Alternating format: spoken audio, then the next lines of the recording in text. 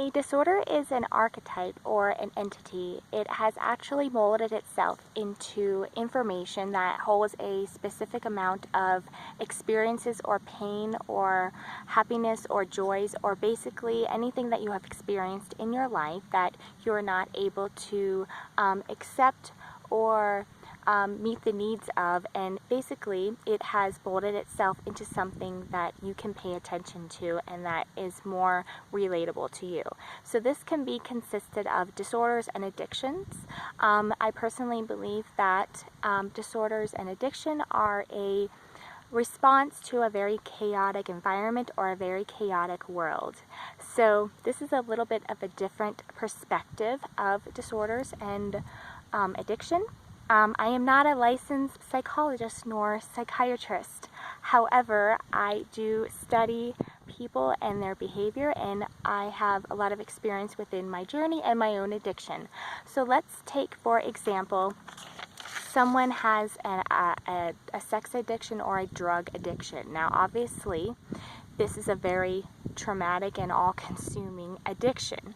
So this entity will propose some form of unwritten agreement, and it's usually something that is very desperate within an individual that they're not getting. So let's say, for example, someone has a drug addiction and they are really wanting, their basis of their need is to want closeness and connection with other people. They want to have intimate relationships.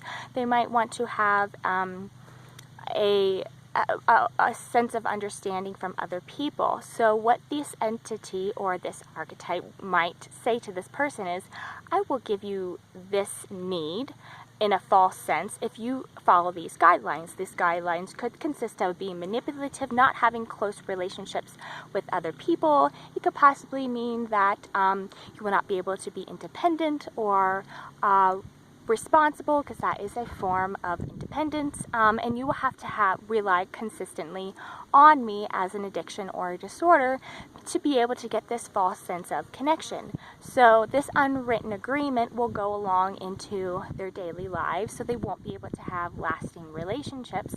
And this is just an example of someone kind of an outside of the box understanding of a disorder or addiction. So basically this entity or this archetype holds information that this person has experienced. Maybe they grew up in a very chaotic environment where they were not able to connect with other people. They were told that they could not be responsible because maybe their mother or father or guardian really needed them to support their emotional needs. So this addiction kind of comes in handy or meeting the needs of what this person actually likes. So when meeting the needs of a disorder or addiction, the list is, it's like a never-ending list of things. Like the list keeps getting longer and longer the more you go into the stay in the addiction.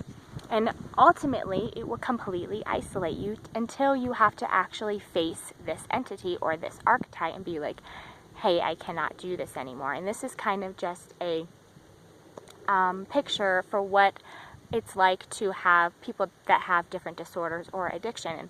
And it's a way for people to really understand the role that it plays within a person's life. So obviously the two parties, such as the addiction or disorder and the person, are getting a specific need met or an emotional need met. However, the person does not know how to, will sometimes not know how to live without the addiction because they've had to suppress their feelings and their wants and their needs because this disorder or entity has thought for them for a length amount of time. So it is very helpful to ask or find out what purpose this addiction or what purpose this disorder is playing within your life. Your mind and your body are always gravitating towards a positive intention. Even if outsiders don't actually think that you're gravitating a positive life, something, the disorder or an addiction will find ways to grasp positivity in the only way that it can, even if it is maladaptive.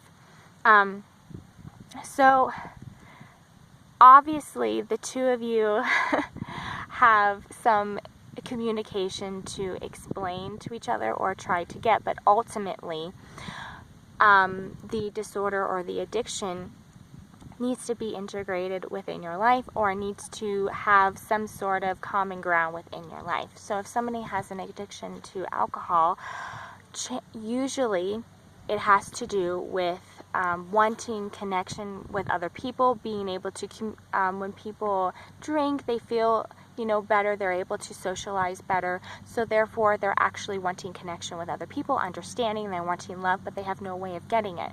So it's very helpful to find the basis of why this entity is within your life. And when you find and understand why, the purpose of why it's in your life, what it needs, why it has suddenly become this separate part of yourself, then you can kind of understand why it is there. I think when I think about disorders or addiction, I always like to go back in nature and think about animals and why they react the way that they do, or why they act the way that they do. When you see a dog, it's not a bad dog. It usually has had experiences within its life where it has to come off as very abrasive and hostile.